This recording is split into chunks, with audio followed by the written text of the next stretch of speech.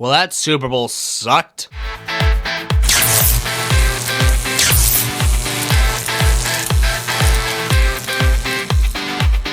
What is up, everyone? It's your boy Nash, and boy, do I gotta tell you, man, that Super Bowl sucked. Especially for a Chiefs fan over here.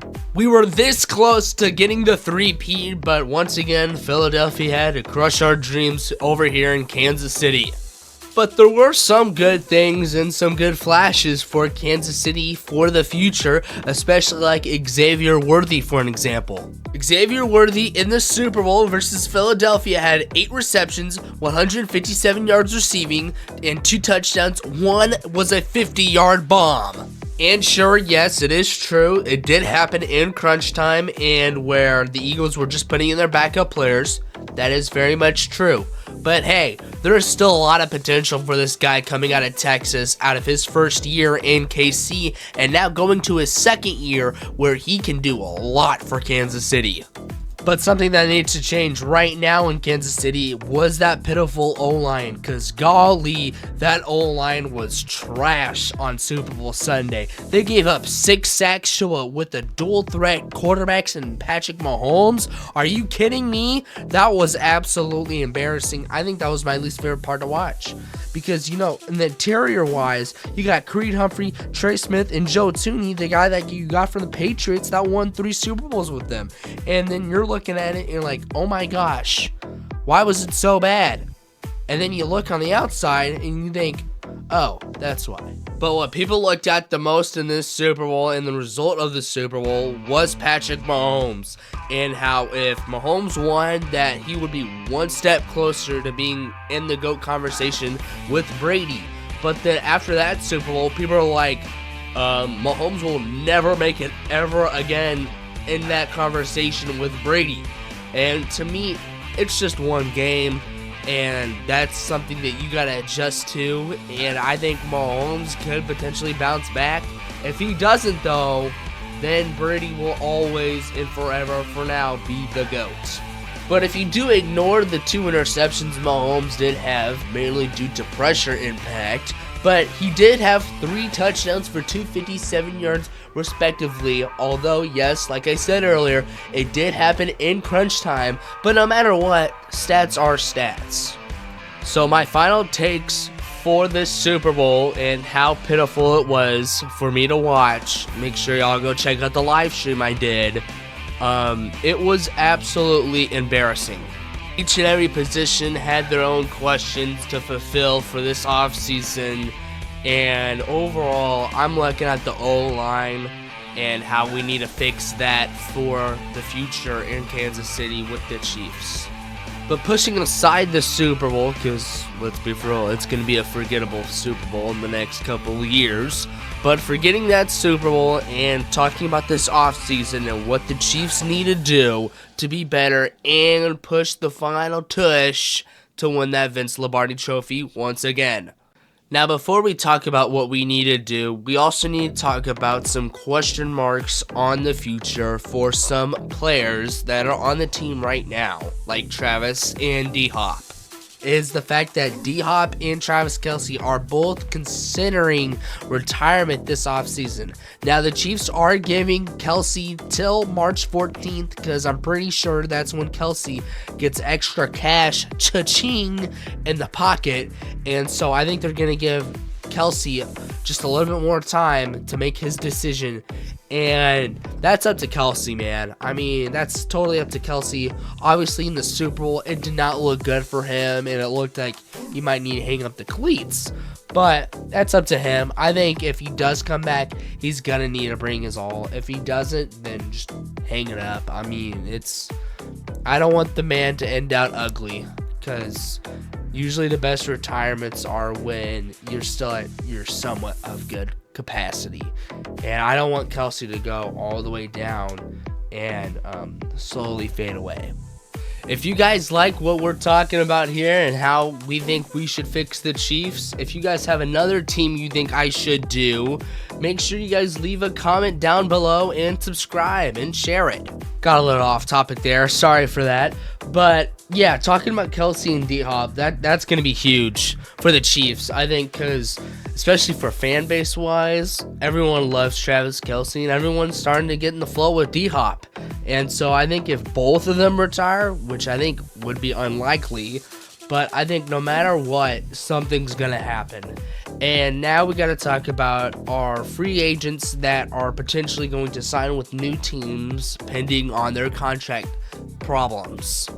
Here are all the key free agents that the Chiefs need to either re-sign or let go.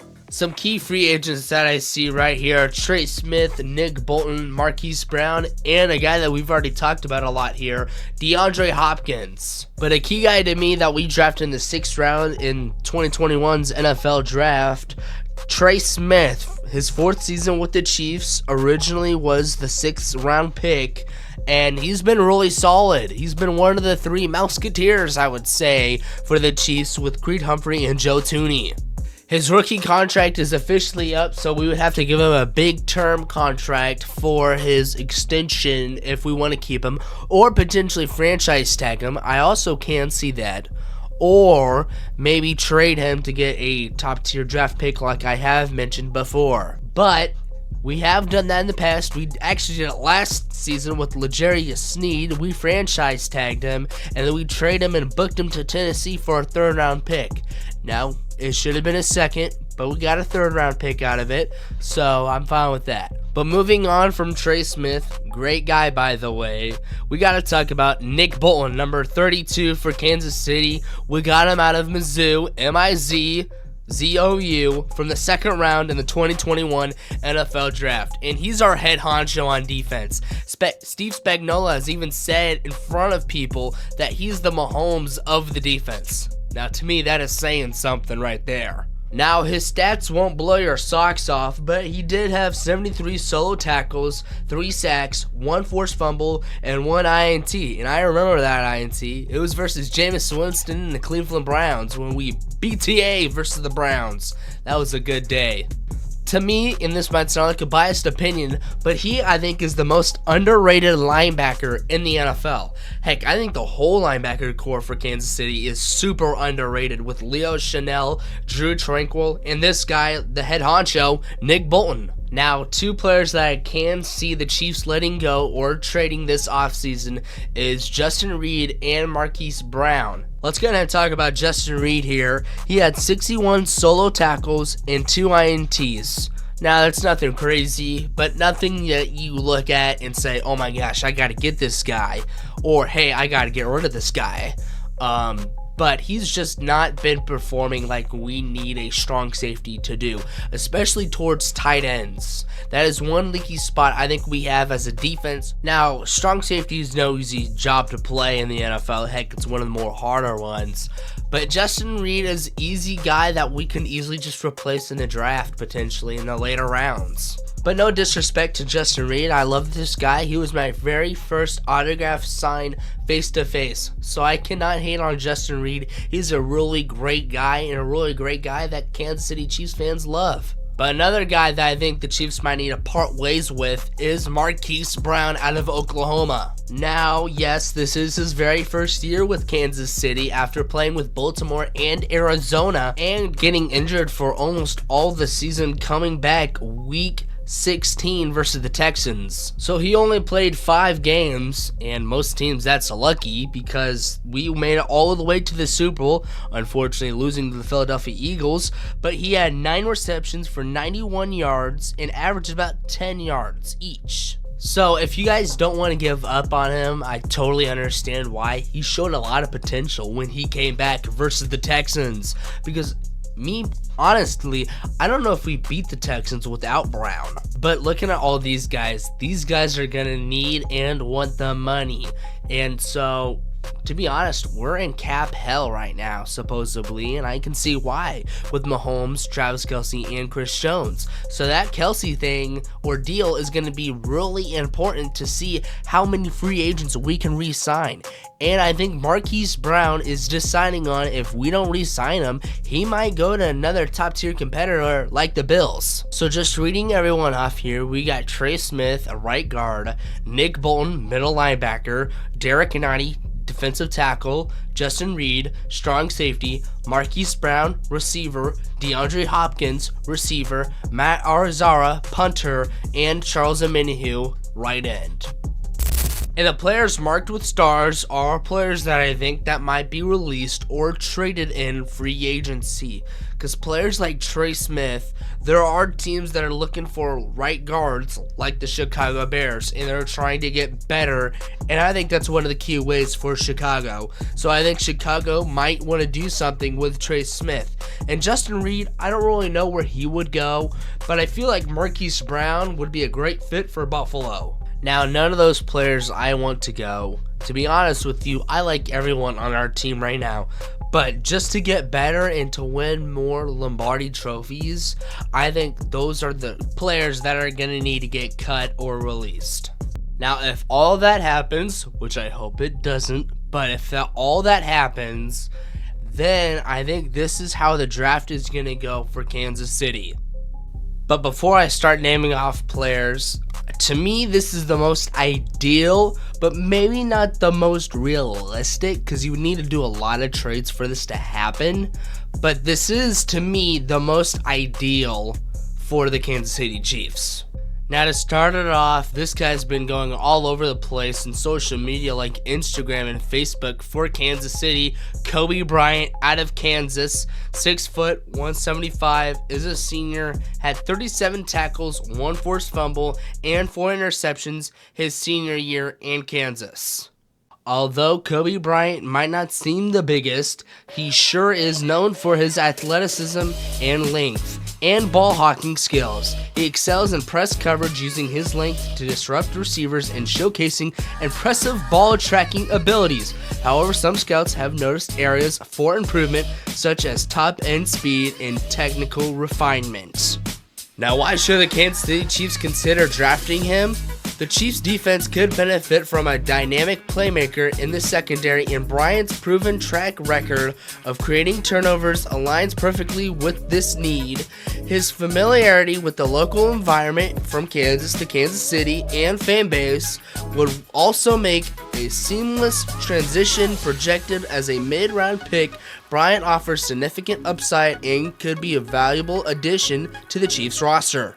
Now, moving on from defense from Kansas, let's focus on another exceptional talent from Kansas, Devin Neal, the running back on offense. In his senior year, Neal's performance remained stellar, rushing for 1,266 yards on 219 attempts and scoring 16 touchdowns. His consistency and durability have been key assets starting all 12 games this season. The Chiefs' offense thrives on dynamic playmakers, and Neal's skill asset aligns perfectly with their high-powered system. And he's really good at adapting with the rushing and receiving, and would provide Patrick Mahomes with another reliable weapon, diversifying the offensive attack.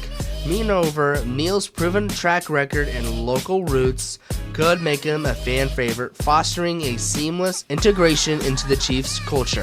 Transitioning from the dynamic talents of Kobe Bryant and Devin Neal from Kansas, let's turn our attention to another standout from the Show Me State, wide receiver Theo Weiss Jr. of Missouri. Standing at 6'2" and weighing 192, Weiss has been a consistent, reliable target throughout his collegiate career at Oklahoma and Mizzou with Brady Cook, who was also in the draft. In the 2024 season, Theo recorded 60 receptions for 844 yards and 4 touchdowns, averaging 14.7 yards per catch per ESPN. Gotta give credit where credit is due. Following the Chiefs' loss in the Super Bowl, the Chiefs are facing some problems with the receiving corps, with DeAndre Hopkins and maybe Hollywood Brown potentially going away in retirement and in free agency. In summary, Theo Weiss Jr. proven production and physical attributes make him a strong candidate for the Chiefs to consider him in the upcoming NFL draft, potentially blossoming with the receiving unit and stunning offensive powers. Before we get on with the last player I have, make sure you guys like and subscribe if you guys do like this type of content, and that way it will help me and us grow as a community. Now, if the free agent thing goes like I said, and Justin Reid does leave Kansas City, which is possible, then I think a solid replacement would be this guy, Jalen Reed out of Penn State. 6 foot, 209, senior for Penn State, had 51 solo tackles, a forced fumble, and 3 interceptions for his senior year. Addressing the defensive backfield needs is a huge way for a team like the Chiefs to win the Super Bowl again. The Chiefs' pass defense has faced challenges with a unit struggling despite the impactful play of Justin Reid. The departure of safety coach to the Baltimore Ravens further underscores the need of reinforcement in the secondary. Additionally, key defensive players, including safety Justin Reid, are said to be unrestricted free agents, potentially leaving significant gaps in the defensive backfield. But another good reason the Chiefs should draft him, Jalen Reed's versatility and physicality. Reed is known for versatility and instinctive play. At 6 feet tall and weighing 212, he brings a blend of physicality and bursts of safety position. His ability to diagnose run plays and maneuver efficiently at the line of scrimmage makes him a valuable asset against both the run and pass. And lastly, incorporating Jalen Reed into the Chiefs' defense could provide the physicality, versatility, leadership needed to strengthen their secondary and address existing vulnerabilities. In summary, the Chiefs' offseason will be marked by critical decisions regarding player retirements, free agency, salary cap management, and roster reinforcement. The outcomes of these decisions will significantly impact the team's trajectory in the 2025 season. Congratulations! You made it to the end of the video. Thank you so much for staying here with me and enjoying this journey with me. It's been a long one, but it's sure been a fun one. As always, it's your boy Nash, and I got a dash. And I'll see you in the very next one.